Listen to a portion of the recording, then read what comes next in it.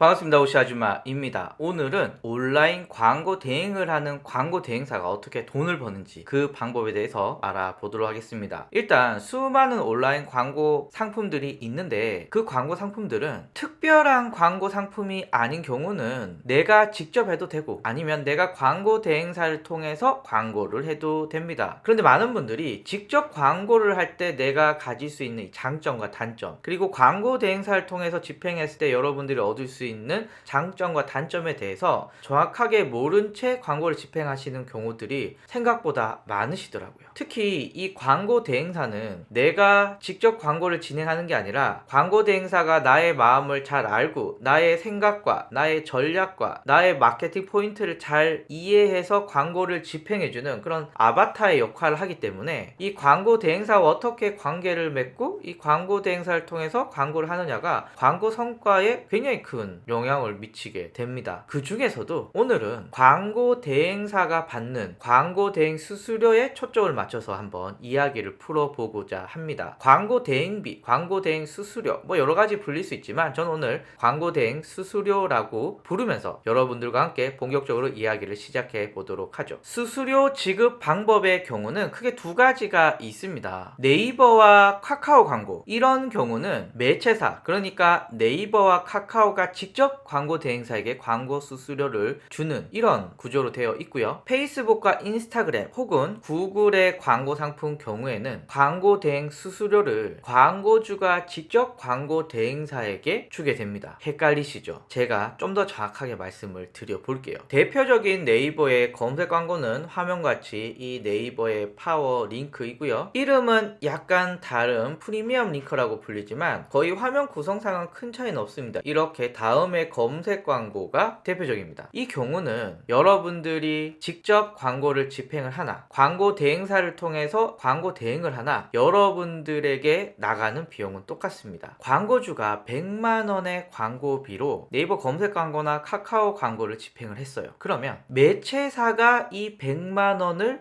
먹게 됩니다. 그리고 나서 매체사가 광고 대행사에게 약 15%, 뭐 이게 딱 정해져 있지 않지만 통상적으로 약 15% 정도를 광고 대행사에게 떼주게 됩니다. 여기서 여러분들이 눈치채셔야 되는 건 광고주는 100만원을 내고 이 100만원이 모두 광고에 쓰였다. 요게 포인트입니다. 광고 대행사 입장에서는 광고주가 만원을 쓰나 10만원을 쓰나 100만원을 쓰나 1000만원을 쓰나 매체사가 알아서 정산을 탕탕탕 해주니까 굉장히 좋은 상품이겠죠. 그래서 실제로 광고 대행사들이 네이버나 카카오 광고를 굉장히 좋아합니다. 왜냐하면 매체사가 알아서 정산을 땅 해주니까요. 네이버나 카카오 광고 이외에 한국에서 만든 다양한 배너 상품들도 있거든요. 이런 배너 상품의 경우도 매체사, 그러니까 배너 광고를 집행해주는 이 매체사에서 광고 대행사에게 알아서 돈을 탕탕탕 넣어주게 됩니다. 그러니까 광고주와 특별하게 수수료에 대해서 얘기할 필요 없이 그냥 꼬박꼬박 수수료를 받으니까 광고 대행사 입장에서는 굉장히 좋겠죠. 다만 광고주 입장에서는 이 100만원을 통해서 광고 대행사가 성과를 많이 내도 15%, 성과를 안 내도 15%, 이러니까 광고 대행사가 열심히 일하지 않을 수도 있겠네? 라고 하는 의심을 할 수도 있겠죠. 실제로 제가 겪어본 나쁜 광고 대행사는 그냥 광고주가 일정하게 돈이 탕탕탕 떨어지잖아요. 마치 월급처럼 이렇게 수수료만 꼬박꼬박 받아먹고 광고 컨설팅 혹은 광고 집행이 효율적이면은 잘 신경을 안 써주는 경우도 있습니다. 나쁜 사람들이죠. 자, 이제 광고주가 직접 하는 요 경우를 한번 살펴볼게요. 페이스북의 본도시락 요 광고 혹은 언론사 상단이나 중간에 이렇게 커다란, 지금 요 화면에서는 차별화된 상단과 비자 발급 서비스 요 광고거든요. 여기 I를 눌러보시면 구글 광고라고 나와있죠. 요런 배너 광고들, 요런 경우가 광고주가 직접 수수료를 지급하는 대표적인 광고 상품입니다. 그러니까 광고주가 115만원을 광고 집행합니다. 그러면 이거를 매체사로 바로 넣는 게 아니라 광고주가 115만원을 가지고 광고 집행을 하게 되는데요.